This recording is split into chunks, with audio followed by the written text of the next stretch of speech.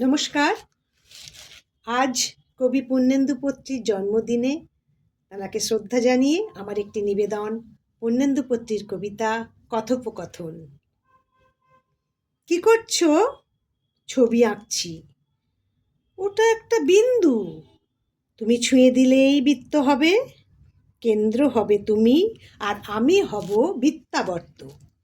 কিন্তু আমি যে বৃত্তে আবদ্ধ হতে চাই না, আমি চাই অসীমের অধিকার। একটু অপেক্ষা করো, এবার দেখো। ওটা কি? ওটা তো মেঘ। তুমি ছুঁয়ে দিলেই আকাশ হবে।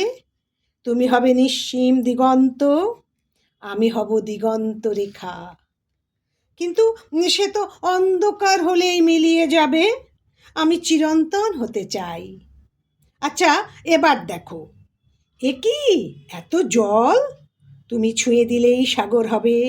3 ভার জলের তুমি হবে জলকন্যা, আর আমি হব জলাধার। আমার যে খণ্ডিতে বিশ্বাস নেই, আমার দাবি সমগ্রের। একটু অপেক্ষা করো, এবার চোখ খোলো। ওটা কি আঁকলে? ওটা তো একটা হৃদয়। হ্যাঁ, এটা হৃদয়, যেখানে তুমি আছো অসীম মমতায়, চিরন্তন ভালোবাসায়।